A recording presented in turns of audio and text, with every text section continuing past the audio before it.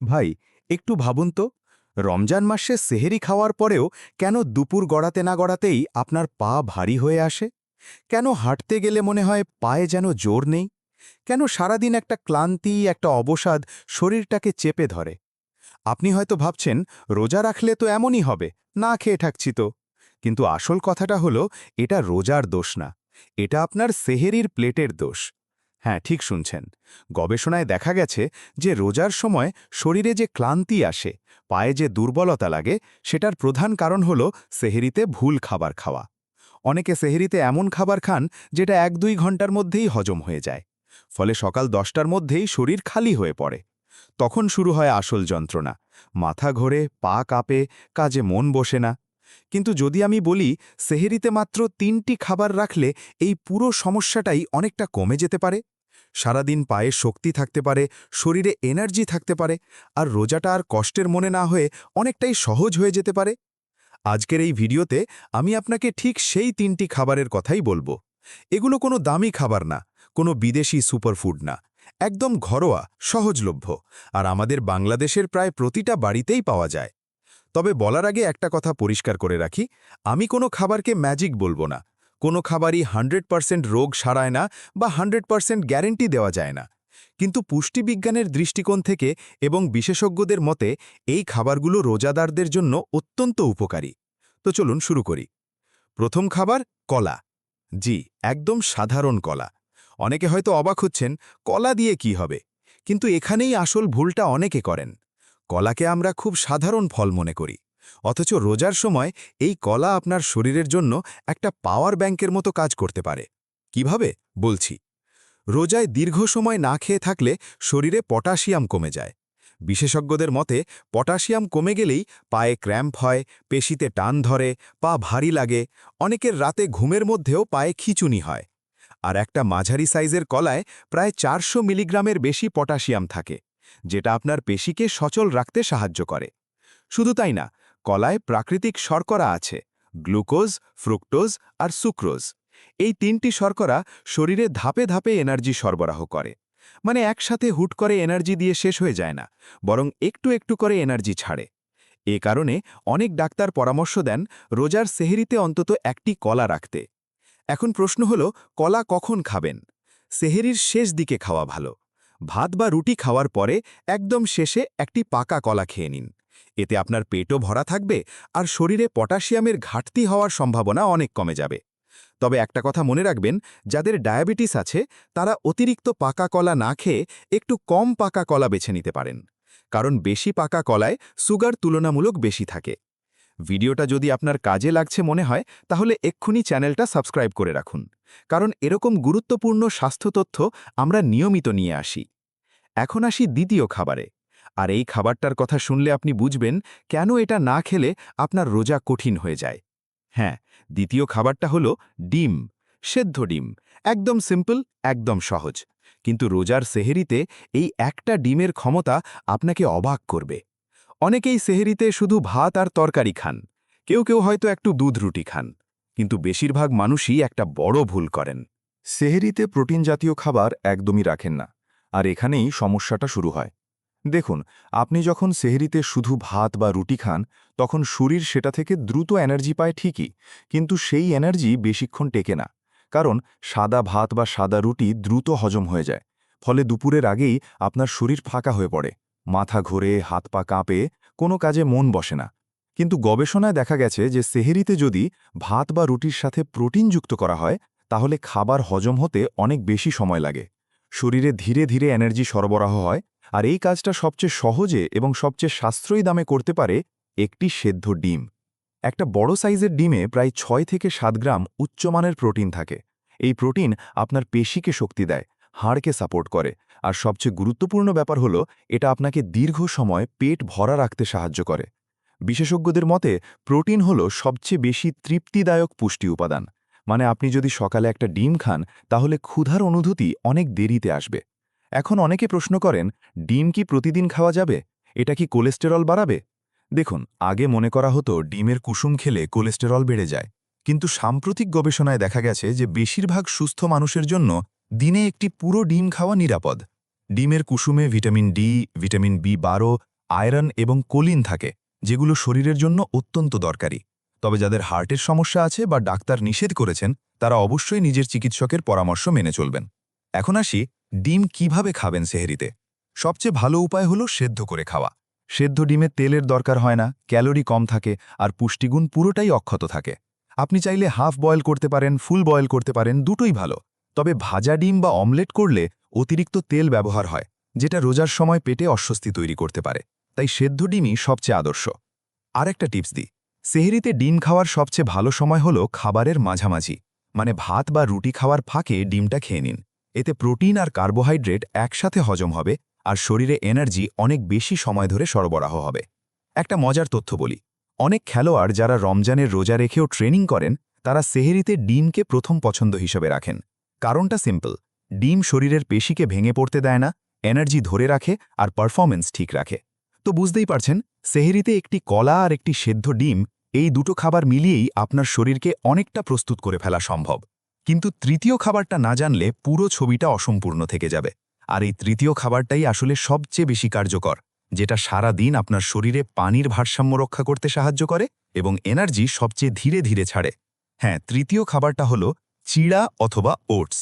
এখন হয়তো অনেকে ভাবছেন, চিড়া, এটা তো খুবই সাধারণ একটা খাবার, গ্রামে গঞ্জে সবাই খায়, এটা দিয়ে কি হবে? আর যারা শহরে থাকেন তারা হয়তো ভাবছেন, ওটস, সেটা তো বিদেশি খাবার, সেহরিতে কিভাবে খাবো? আসলে দুটোই একই কাজ করে। দুটোই হলো স্লো রিলিজ কার্বোহাইড্রেট। সহজ ভাষায় বলি, এই খাবারগুলো শরীরে ধীরে ধীরে ভাঙে, ধীরে ধীরে এনার্জি ছাড়ে, আর আপনাকে অনেক বেশি সময় ধরে চলার শক্তি দেয়। এখানে একটু বুঝিয়ে বলি ব্যাপারটা। আপনি যখন সেহরিতে সাদা ভাত খান, সেটা হলো হাই গ্লাইসেমিক ইন্ডেক্সের খাবার, মানে এটা রক্তে খুব দ্রুত সুগার বাড়ায়, আর তারপর হুট করে সুগার কমে যায়। এই আপ ডাউনের কারণে শরীরে হঠাৎ এনার্জি ক্র্যাশ হয়, আপনি হঠাৎ করেই ক্লান্ত হয়ে পড়েন, পায়ে জোর পান না, মাথা ভারী লাগে। কিন্তু চিড়া বা ওটস হলো লো গ্লাইসেমিক ইন্ডেক্সের খাবার। গবেষণায় দেখা গেছে যে লো গ্লাইসেমিক ইন্ডেক্সের খাবার রক্তে সুগার আস্তে আস্তে বাড়ায় এবং অনেকক্ষণ ধরে স্থিতিশীল রাখে। ফলে আপনার শরীর ঘন্টার পর ঘন্টা একটা সমান এনার্জি লেভেলে থাকে, হঠাৎ করে ক্লান্তি আসে না, পা ভারী লাগে না, মাথাও ঘোরে না। এবার আসি, চিড়া কিভাবে খাবেন সেহরিতে। সবচেয়ে সহজ উপায় হলো চিড়া ভিজিয়ে রাখুন। রাতে ঘুমানোর আগে একটু পানিতে বা দুধে ভিজিয়ে রাখুন। সেহরির সময় সেটা বের করে একটু কলা কুচি দিন, একটু মধু দিন, ব্যাস তৈরি। এটা খেতেও সুস্বাদু আর পুষ্টিগুণও অসাধারণ। আর যদি ওটস খেতে চান তাহলে আরও সহজ। 1 কাপ ওটসে 2 কাপ দুধ বা পানি দিয়ে চুলায় 5 মিনিট রান্না করুন। একটু নরম হলে নামিয়ে তাতে কলা, খেজুর বা একটু বাদাম দিয়ে দিন, এতটুকুই। এই 1 বাটি ওটস আপনার শরীরকে 6 থেকে 8 ঘন্টা পর্যন্ত এনার্জি দিতে পারে বিশেষজ্ঞদের মতে। কিন্তু এখানেই শেষ না, চিড়া আর ওটসে আর একটা জিনিস আছে যেটা রোজার সময় অত্যন্ত গুরুত্বপূর্ণ। সেটা হলো ফাইবার। এই ফাইবার আপনার পেটকে অনেকক্ষণ ভরা রাখে, ক্ষুধার অনুভূতি দেরিতে আসে, আর ফাইবার হজম প্রক্রিয়াকেও সুস্থ রাখে।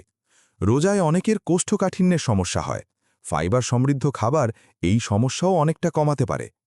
আর একটা কথা বলি, চিড়া বা ওটসের সাথে যদি আপনি একটু দই মিশিয়ে খান তাহলে সেটা আরও বেশি কার্যকর হয়, কারণ দইতে প্রোবায়োটিক থাকে, যা পেটের স্বাস্থ্য ভালো রাখে। আর রোজায় পেটের স্বাস্থ্য ঠিক থাকাটা খুবই জরুরি। এখন একটু ভেবে দেখুন, আপনার সেহরির প্লেটে যদি এই 3টি খাবার থাকে, একটি কলা, একটি সেদ্ধ ডিম আর 1 বাটি চিড়া বা ওটস, তাহলে কি হবে? কলা থেকে পটাশিয়াম পাচ্ছেন, পায়ের পেশি শক্ত থাকবে, ক্র্যাম্প হবে না। ডিম থেকে প্রোটিন পাচ্ছেন, শরীরে শক্তি থাকবে, পিঠ ভরা থাকবে। চিড়া বা ওটস থেকে স্লো এনার্জি পাচ্ছেন, সারা দিন ধীরে ধীরে এনার্জি সরবরাহ হবে। 3টি খাবার মিলে আপনার শরীরকে একটা কমপ্লিট প্যাকেজ দিচ্ছে। কিন্তু শুধু এই 3টি খাবার খেলেই কি সব সমস্যার সমাধান হয়ে যাবে? না, কিছু ভুল আছে যেগুলো মানুষ সেহরিতে প্রতিদিন করেন, অথচ জানেনই না যে এই ভুলগুলোই তাদের রোজাকে দিনে দিনে কঠিন করে দিচ্ছে। আর এই ভুলগুলো যদি আপনি না জানেন তাহলে এতক্ষণ যা শিখলেন সেটার পুরো সুফল পাবেন না। হ্যাঁ, এবার আসি সেই ভুলগুলোর কথায়, যেগুলো আমরা প্রায় প্রতিদিন সেহরিতে করি, অথচ বুঝতেই পারি না যে এগুলোই আমাদের রোজাকে দিনে দিনে কঠিন করে তুলছে। প্রথম ভুল, সেহরিতে অতিরিক্ত তেল মশলাযুক্ত খাবার খাওয়া।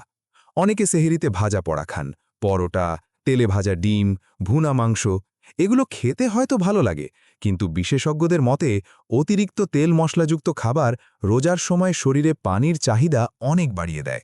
ফলে আপনি দ্রুত তৃষ্ণার্ত হয়ে পড়েন। শরীর পানি শূন্য হয়ে গেলে পায়ে দুর্বলতা আসে, মাথা ঘোরে, ক্লান্তি ভর করে। তাই সেহরিতে যতটা সম্ভব হালকা তেলে রান্না করা খাবার খাওয়ার চেষ্টা করুন। সেদ্ধ খাবার সবচেয়ে ভালো।